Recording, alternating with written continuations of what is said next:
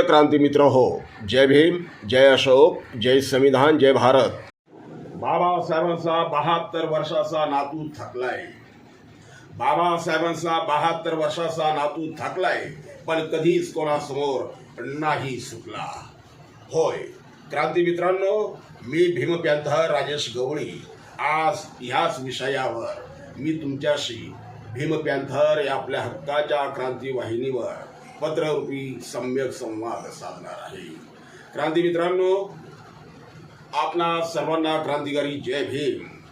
आपणा सार्वजनिक पत्र लिहिण्याचे कारण की आज या देशात चारी बाजूनं बाबासाहेबांच्या नातवाला, होय मानवी स्वराज्याचे महान संस्थापक, तमाम लोकशाहीवाद्यांच्या रक्तात पेटलेले महामानव, विश्ववंदनीय विश्वरत्न डॉक्टर बाबासाहेब आंबेडकर यांचे उच्च विभूषित नातू आणि वंचित बहुजन आघाडीचे सर्वेसर्वा आदरणीय प्रकाशजी तथा बाळासाहेब आंबेडकर यांना घेरण्यात येत आहे. ह्यासाठी भारतीय जनता पक्ष आणि काँग्रेस पक्षाची उघड युती झालेली आहे असं म्हणायला बराच वाव आहे. त्याचे अनेक दाखले आपल्याला भूतकाळात आणि वर्तमानात मिळू शकतील. मी ह्या ठिकाणी फक्त आताचे ताजे उदाहरण देत आहे. क्रांती मित्रांनो, भारतात जिथं भारतीय जनता पक्षाला सत्ता राखण्यासाठी आमदारांची गरज पडली, तिथं काँग्रेसने आपल्याकडच्या आमदारांची भारतीय जनता पक्षाला मदत केली. पण एवढं उघड असतानाही काँग्रेस कधीही भारतीय जनता पक्षाची बी टीम ठरत नाही. महाराष्ट्र विधान परिषद निवडणुकीमध्ये काँग्रेसचे आमदार उघडपणे भारतीय जनता पक्षाच्या उमेदवाराला मतदान करून निवडून आणतात. राज्यसभेमध्ये भारतीय जनता पक्षाच्या उमेदवाराला मतदान करून निवडून आणतात. पण त्या आमदारांवर साधे कारण दाखवा नोटीस सुद्धा बजावल्या जात नाही. ती काँग्रेस मात्र भारतीय जनता पक्षाची बी टीम ठरत नाही.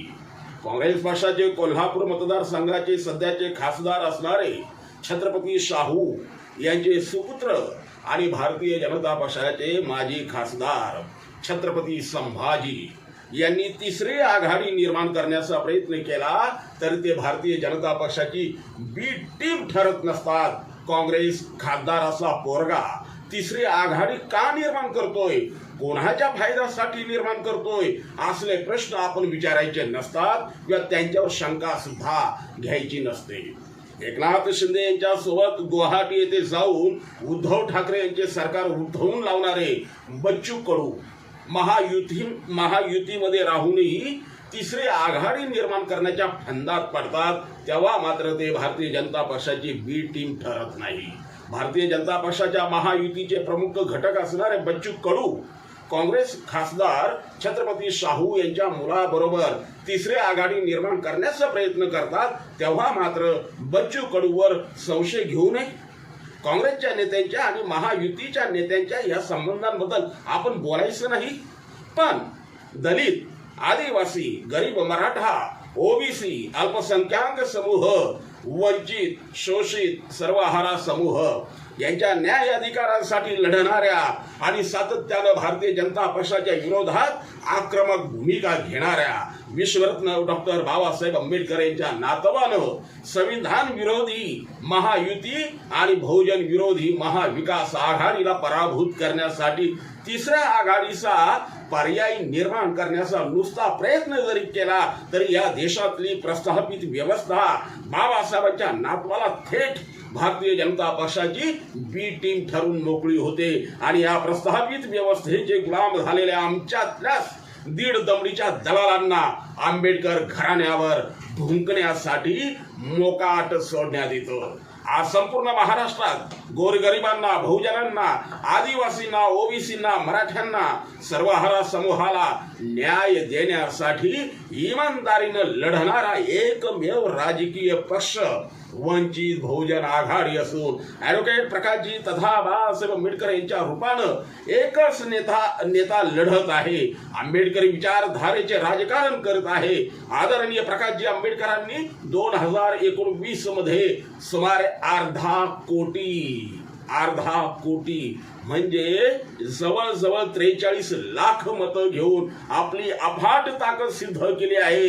नेमकी हीच आंबेडकरी ताकद क्षीण करण्यासाठी, नष्ट करण्यासाठी सारेच्या सारे प्रस्थापित राजकीय पक्ष चारही बाजूंनी कामाला लागले आहेत. काही सन्माननीय अपवाद वगळता प्रस्थापित व्यवस्थेची पालखी वाहणारी इथली लाचार आणि गुलाम मीडिया आंबेडकरांच्या स्वाभिमानी राजकारणाला बदनाम करण्याच्या दलालीचे काम अगदी व्यवस्थित पार पाडत आहे. मी ह्या व्हिडिओच्या अगोदर म्हटल्याप्रमाणे आमच्यातलेच काही तीनपाट गुलाम त्यांना मदत करत आहे. आमच्यातले घरभेदी त्यांना फितूर झाले आहेत आणि आमच्यातले जे कोणी कमजोर मनाचे कार्यकर्ते आहेत ते बिचारे त्यांच्या ह्या नरेटिव्हला बळी पडत आहे. अर्थात या कमजोर मनाच्या लोकांना दोष देण्यात काहीच अर्थ नाही. कारण ज्याप्रमाणे काँग्रेस व त्यांचे गुलाम आंबेडकरी मुवमेंटला बदनाम करण्यासाठी, आंबेडकरी चळवळीला बदनाम करण्यासाठी खोट्या गोष्टी पेरतात आणि खोटं असूनही जनतेच्या मनावर बिंबवण्यात ते कमालीचे यशस्वी ठरतात. त्यात त्यांना दलाल मीडिया पूर्णपणे साथ देते. हे जरी खरं असलं तरी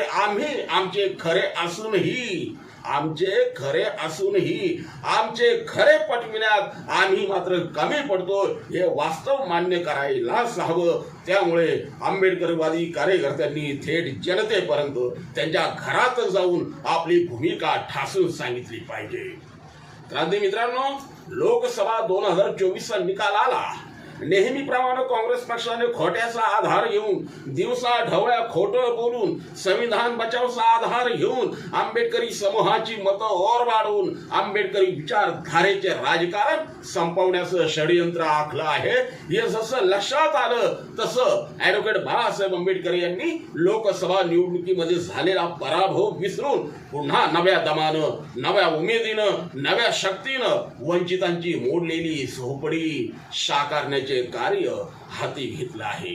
त्यासाठी आदरणीय बाळासाहेब आंबेडकर हे पायाला भिंगरी बांधून फिरत आहे, गावोगाव फिरत आहे, समाजाला जागृत करत आहे, इतर समाजामध्ये सौभान पेरत आहे, सामाजिक व राजकीय जागृती आणत आहे. संपूर्ण महाराष्ट्रात त्यांनी पाण्या पावसाची तमा न बाळगता मुसळधार पावसात आरक्षण बचाव यात्रा काढली, ओबीसी समन्वय समिती निर्माण केली, आदिवासी सामाजिक संघटना आणि आदिवासी राजकीय पक्ष यांची मूठ बांधली, मातंग समूहाला साद घातली, त्यांच्याशी संवाद साधला. धनगर असो की चर्मकार असो, तेली असो की माळी असो, सर्वांना त्यांच्या स्वतःच्या सामाजिक व राजकीय अस्तित्वासाठी लढण्याची प्रेरणा दिली आणि इथली प्रस्थापित व्यवस्था खडबडून जागी झाली. आंबेडकरांच्या नेतृत्वाखाली जरा 18 पगड बहुजन एकवटला तर आपल्या सत्तेला सुरुंग लागतील या भीतीनं इथल्या प्रस्थापित माकडांनी 2024च्या लोकसभेत वंचितांचा खोपा मोडण्याचे नीच काम केलं. त्यांचा बदला घेण्याची नामी संधी आपल्याला महाराष्ट्र विधानसभा निवडणुकीत आलेली आहे. ती कृपया वाया घालवू नका. क्रांती मित्रांनो, आदरणीय प्रकाशजी आंबेडकरांच्या रूपानं वंचितांची माय एक एक कारी जमा करून पुन्हा वंचितांचं घरटं उभं करू पाहते, आपली स्वाभिमानी झोपडी पुन्हा उभी करू पाहत आहे. त्यांना साथ द्या, त्यांच्या हातात सत्ता द्या. भले आपल्याला सत्ताधारी महालाचे किती आकर्षण असले तर त्या परकीयांच्या महालात आपल्याला काडीचेही स्थान नसणार आहे. महालाच्या ओसरीत सुद्धा आपल्याला किंमत नसणार आहे. हे नेहमी लक्षात असू द्या. त्या महालात गुलामी करायला गेलेला गुलामांचा अनुभव आणि त्यांची आजची अवस्था लक्षात घ्या. म्हणूनच आपली झोपडी मोडून सत्ताधारी वर्गाच्या महालात जाऊ नकोस हे महामानव डॉक्टर बाबासाहेब आंबेडकर आपल्याला सांगून गेले. ते कायमचे लक्षात ठेवून आपणच आपल्या झोपडीचे सत्ताधारी महालात रूपांतर करूया. बाबासाहेबांचे नातू आदरणीय प्रकाशजी आंबेडकर ह्या आपले सरसेनापती असल्यावर युद्ध हरण्याची आपल्याला भीती नाही. आपण स्वबळावर करू शकतो. हे मात्र मेंदूत पक्के करा.